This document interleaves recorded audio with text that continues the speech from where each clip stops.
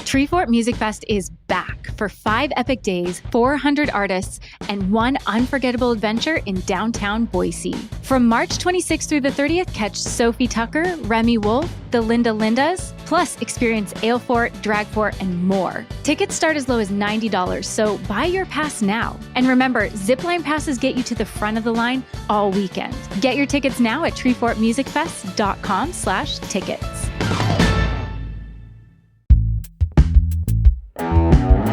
Today on CityCast Boise. Idaho's doctor shortage is the worst in the nation, and now lawmakers want to sever ties with the only medical training pipeline we have. We're digging into what the fallout could be for future doctors, patients, and our state's already fragile healthcare system. It's Thursday, March 6th. I'm Lindsay Van Allen, and this is what Boise's talking about. Joining me today is Dr. Andrea Christopher, a primary care physician in Boise, a health policy researcher, as well as a medical educator across the physician training pipeline. Thank you so much for joining me today, Andrea. I really appreciate you making time to chat about this issue that's so near and dear to my heart. And there are a lot of pieces to this topic. So not to be so basic, but could you break down what is WWAMI and what role does it play in training Idaho's future doctors? Yes, WWAMI stands for, it's actually an acronym that stands for all of the states that are served by the same public medical school. So Idaho WWAMI, it is our public medical school here in Idaho. It stands for Wyoming, Washington, Alaska, Montana, and Idaho. This medical school is part of a partnership that started 53 years ago, and in that time has started with a class size of 10 medical students from Idaho and has grown to 40 students here in the state of Idaho. And it's an affiliation with the University of Washington School of Medicine. Through this program, a big chunk of the physicians here in Idaho have either trained through the program as a medical student, as a resident physician, or practicing in the community alongside classmates.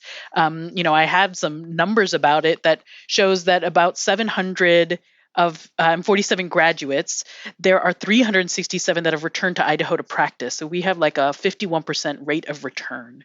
And of these doctors, these are the primary care docs of Idaho. 50% of our graduates go into practice in primary care, which is a desperately needed field.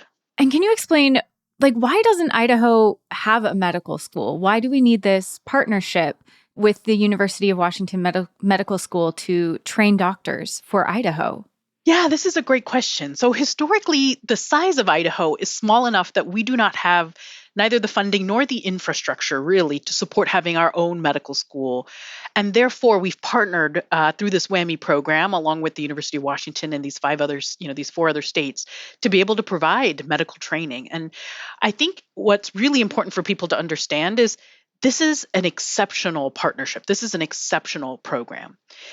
To have access to one of the top medical schools in the country that has been ranked number 1 for primary care and family medicine for at least 27 of the last 30 years, that is one of the top research institutions in the world. We compete with Harvard in terms of research funding that comes to our network. And also, this is a program that very specifically specializes in training folks for the rural communities throughout a place like Idaho. They really specifically partner with training folks in the areas, especially where students are coming from, the communities that they live and train in, so that they will be able to go back and practice there. So this is a program that we're really lucky does not just look at what's happening in the big ivory tower of academia, but specifically trains physicians here in Idaho.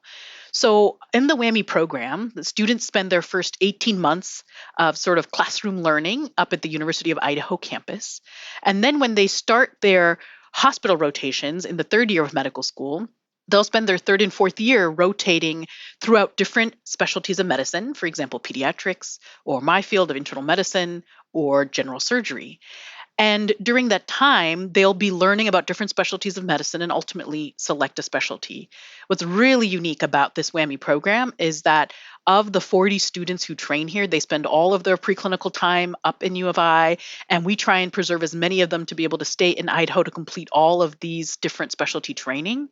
Now, that being said, we don't have enough training sites for all of these students. The physician workforce here in Idaho just isn't big enough. So it's been an issue that we don't have quite enough training slots. But what's really cool about our partnership with the WWAMI program is there's this 5-state region that folks can go and train in. So they can go work in a fishing village in remote Alaska that they have to take a plane in and get to work with the family doc there, and then go and spend some time working in Montana in a really rural pediatrics practice and learn how to create access to care, and also go and have the opportunity, if they want to, go train at a big academic medical center in Seattle and learn top of the line, new advancing research and surgical techniques, for example. So it's a pretty cool program that we should all be pretty proud of. So it sounds like with the WWAMI program, one of the great things about it is how it's so catering to what physicians will encounter in Idaho. They, can get top of the line training, but then also they are prepared to work with our rural communities, which is something we desperately need in this state. So there are some, upsetting or disappointing stats when it comes to physicians in Idaho. Idaho is 50th in the nation for doctor to patient ratios. We're number one, but not for a great thing. We're number one when it comes to doctor shortage in the U.S. So how is partnering with WWAMI working to address that issue? Yes, this is something that is really the core of the issue. My personal life's mission is, how do we address disparities in access to healthcare? And from a research perspective, one of the things that's always really struck me is how you structure your educational framework can help guide people towards addressing the health disparities, both by understanding of the issues as they arise and also shaping the workforce. So taking that first point, um, you know, being able to train in a place such as the WWAMI program, where there is a 50 plus year relationship and understanding of what the community needs are, being able to train with, the rural farmer in, the rural family doc who's taking care of farmers, up north, and understanding what a day-to-day clinic practice looks like, means that those trainees are learning not just the book learning initially that every medical student gets, but are actually in the community where it matters. So then they can actually help with things such as, whether there's an injury from a tractor that has happened, or you need to get a fish hook pulled out of your finger or something like that. Like, they actually have those skills. The other thing is, being able to take folks from those community through one program that the University of Washington and the WWAMI program supports is called the RIGHT program, where they specifically place students throughout the state in rural communities. So here in Idaho, we have sites for folks to be able to stay in Haley or Afino, Sandpoint, Nampa, or Jerome. One is getting a glimpse of what it's like to live and practice in the community, and they're way more likely to come back and stay. So that's one piece of it, is just having exposure to understanding the specific issues impacting that community. Another example of this, I was talking with one of our oncologists last week, and he was telling me, as he was researching what are the best ways to provide cancer care for patients in rural communities, the University of Washington has been one of the leaders in this field for the last 10 years. So another opportunity that arises is that our local doctors here in some of the rural communities have access to being able to learn about the research that's currently going and the clinical trials that are participating and getting their patients access.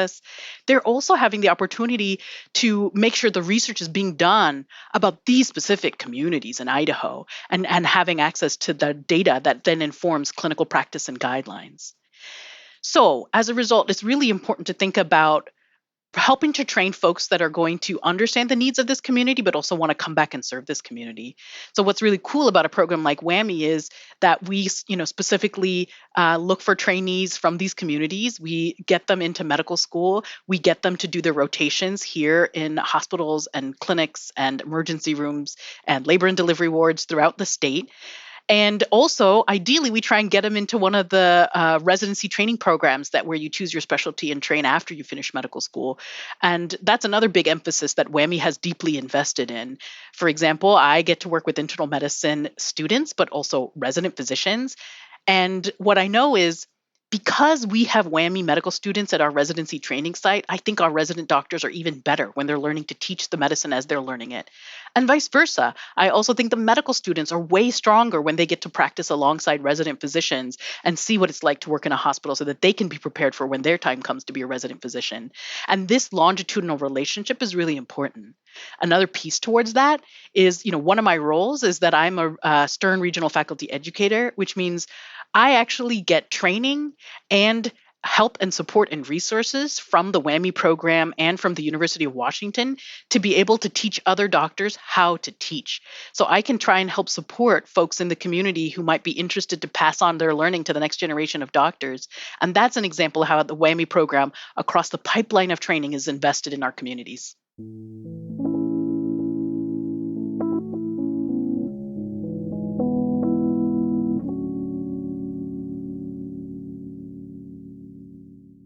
Take your plans out of the group chat and get long weekend ready in new Abercrombie. From day to night, pack new outfits for every part of your itinerary. Grabbing brunch? Throw on the A&F Mila dress.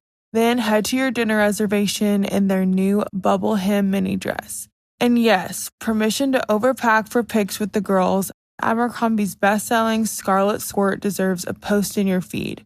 Your plans are worth it. Shop Abercrombie's new long weekend collection online or in store. I get so many headaches every month. It could be chronic migraine, 15 or more headache days a month, each lasting 4 hours or more. Botox, onabotulinum toxin A, prevents headaches in adults with chronic migraine. It's not for those who have 14 or fewer headache days a month. Prescription Botox is injected by your doctor. Effects of Botox may spread hours to weeks after injection, causing serious symptoms. Alert your doctor right away, as difficulty swallowing, speaking, breathing, eye problems, or muscle weakness can be signs of a life-threatening condition. Patients with these conditions before injection are at highest risk. Side effects may include allergic reactions, neck and injection site pain, fatigue, and headache. Allergic reactions can include rash, welts, asthma symptoms, and dizziness. Don't receive Botox if there's a skin infection. Tell your doctor your medical history, muscle or nerve conditions, including ALS, Lou Gehrig's disease, myasthenia gravis or Lambert-Eaton syndrome, and medications, including botulinum toxins, as these may increase the risk of serious side effects. Why wait? Ask your doctor. Visit BotoxChronicMigraine.com or call 1-800-44-BOTOX to learn more. Idaho lawmakers have proposed a new bill which would phase out Idaho's participation in the WWAMI program by 10 seats a year and slowly add those spots into other programs at other schools. What kind of an effect do you think that this would have on our ability to educate and retain future doctors in Idaho? I think where the legislators first came from is something I can get behind, that we recognize this physician shortage and we want to do something about it to help improve Idahoans getting access to the healthcare they need and deserve. What I'm really heartbroken is that the way they're trying to go about it with this initial bill really misses the mark. It's kind of like trying to fly the plane before you even have it built, because what they're proposing is to dismantle the existing WWAMI program, and without giving us a clear plan of where they're going to put the funding in terms of which specific medical school and how will you actually create enough of these training sites, introducing a law. And so what I'm concerned about is, even though they're trying to give a timeline in terms of, the first iteration of this bill was, within 2 years, we're going to think about sunsetting our funding on the WWAMI program and pivoting to somewhere else. The latest iteration of this bill gives a bit of a longer time to sunset WWAMI, shrinking by 10 seats per year. Again, is not yet making a commitment as to where these trainees would go. And then asking us to take a leap of faith to figure out, it'll all turn out well in the end. So what I'm personally concerned about is these training sites were just taken years, and if not decades, to be able to set up a training site in a rural community. Heck, even here in Boise, I have a hard time being able to grow the number of students I can take, in large part because it requires a lot of resources and training to get doctors who are great at clinical care also to understand how to teach what they know and practice. So what I'm afraid for is that this time frame, first of all, why are we removing training sites at a time when we have a doctor shortage? It really makes absolutely no sense to me, when we have access to a world-class training program for physicians, to take away any of those seats. I would be in full support to grow those seats, but taking them away seems really short-sighted. I think a second piece of this is if there's interest to kind of look into partnerships with other institutions, I'm happy to support that. I think there's other medical schools with fantastic doctors that are produced, but I think it would need to be done in a thoughtful manner. I think there's been some discussion of partnering with the University of Utah. I think that they produce phenomenal doctors. But if right now the students we send there only spend 6 to 8 weeks in the state of Idaho, they're going to have a lot of work to figure out what do you do with these training sites to be able to get them across all the specialties of medicine that students have to rotate through: emergency medicine, neurology, family medicine, surgery, obstetrics and gynecology. And it's not as easy as flipping a switch and taking folks from one medical school and moving it to another.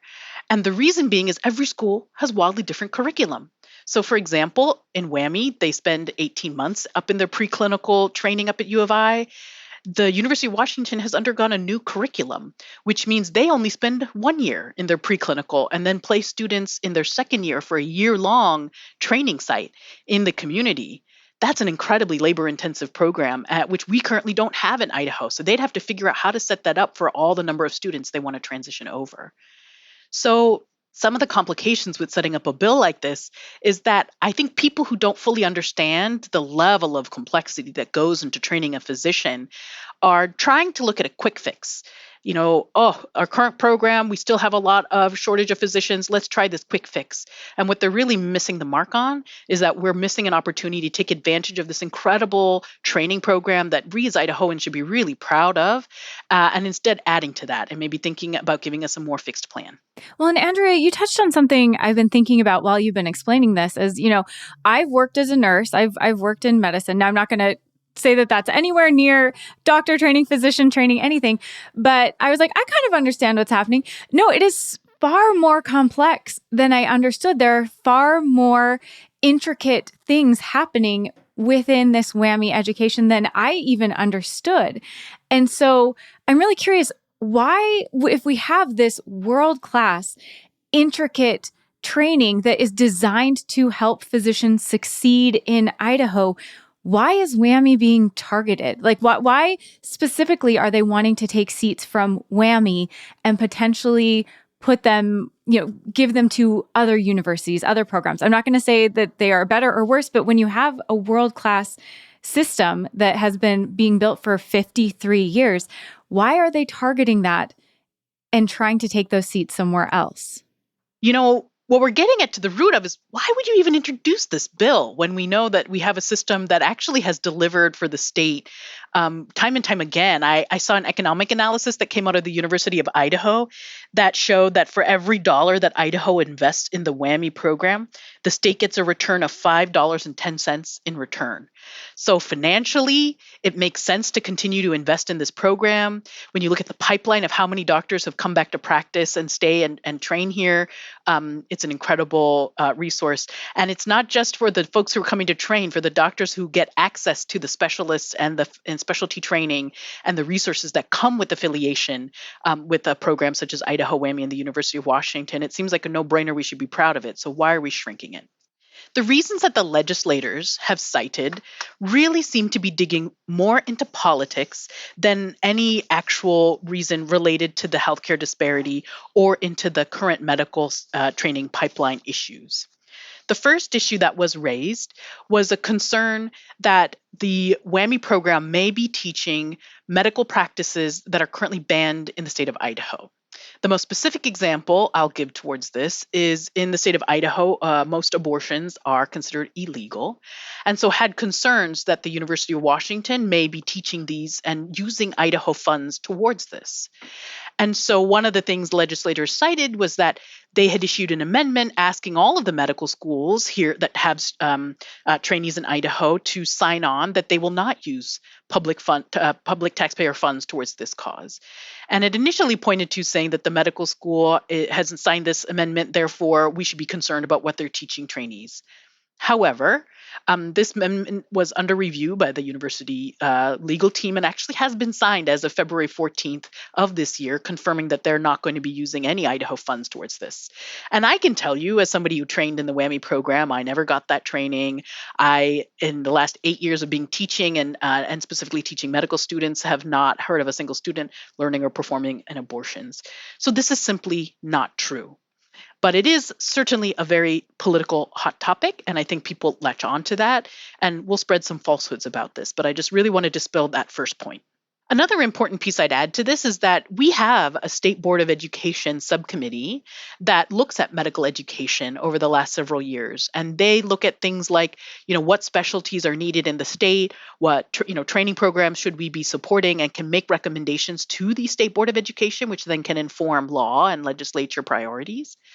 And if we really wanted to address the physician shortage in the state, what this committee has told us for years is rather than focusing on medical school seats, we really should be investing in residency training seats, which is the training that happens after residency, because that's where people move to finish their training, and then they usually tend to stay with almost like anywhere between a 60 to 80% retention rate here in the state, which far exceeds the national average, closer to 50%.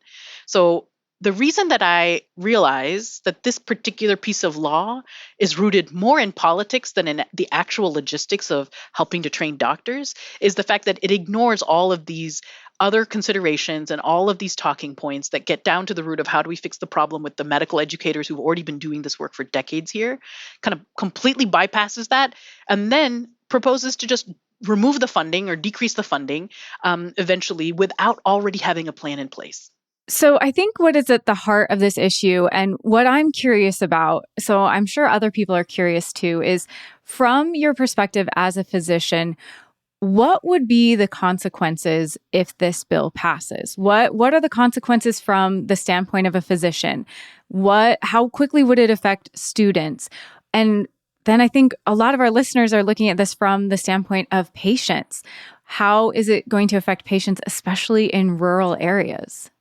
This is this last part, how it impacts the patients. That's really what drives my everyday wanting to advocate about why this is an important issue. I already know that the wait times to get in to see a doctor here in the state of Idaho, if you're trying to establish with a new doctor, can be 6 to 12 months. I myself, last Friday, was due for my annual exam with my primary care doctor. And when I had another meeting conflict come up, I called her office to see, hey, could I get this moved? And they told me the next available wellness visit was in May of 2026. Not 2025, 2026. This is what it looks like to have a shortage of healthcare providers in our state.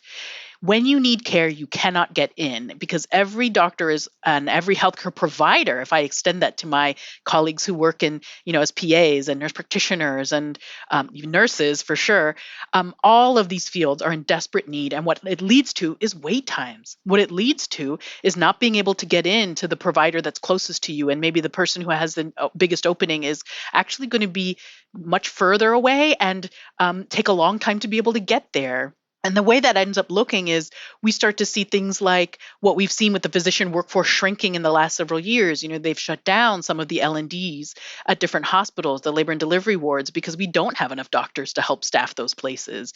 And that's because of some of the other politics. But, I think in general, what it looks like to the day-to-day person, trying to just go about your life is what would it mean if you don't have doctors coming into the state and being able to have access to make an appointment or be able to come into the hospital and get seen when you need to and instead be stuck with a long wait line. Well, and I don't think that people understand the trickle down effect of that, because I also used to work in the ER. And if you can't get in to see a primary care provider for 6 months or a year, and you are very concerned about this issue, you're going to end up at an urgent care. You're going to end up at an ER trying to figure out this issue or to get results. And so that makes wait times longer in that area for everyone. And then that delays access for care. That isn't necessarily the best place for a primary care visit. So the care that you receive there is going to be different than if you can get in with your doctor who knows you and has known you for years. And so one of the issues that, just from my background that I don't think people understand is this trickles out to affect everyone. You couldn't have said it better. I think the fact that we're talking about an issue that's in some ways so nuanced around medical education and what doctor training looks like is daunting. But I think at the end of the day, what people need to understand is the reason this issue matters is because, as it is here in Idaho, we don't have enough of the healthcare providers that we really deserve and need to live healthy lives. And health is wealth. So, for us to be able to get out and live the quality of lives we deserve, we really need that. Certainly, I'm not saying that access to a doctor is the single thing that contributes to that. We know that it takes, having healthy communities and a safe place for children to play and to learn, and for folks to be able to have safe working environment, and all these other things that shape how our health evolves over the course of our lifespan is important.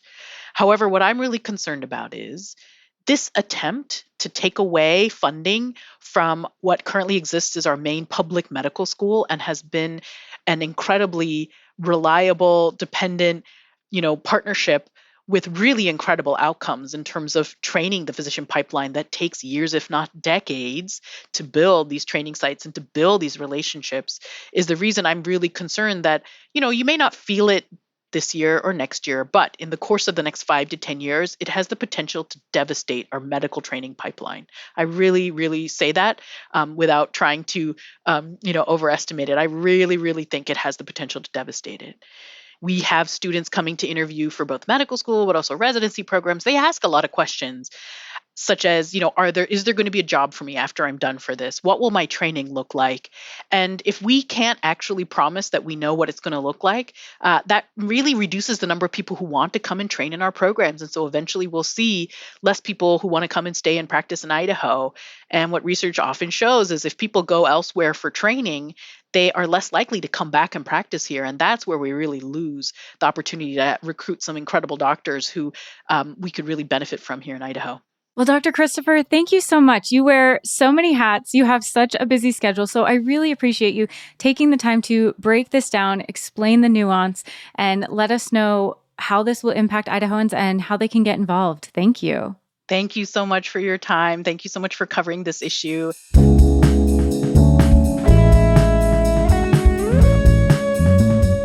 That's all for today here on CityCast Boise. If you enjoyed the show, be sure to subscribe to our Hey Boise newsletter for more legislative coverage. We'll be back tomorrow morning with our Friday News Roundup. See you then.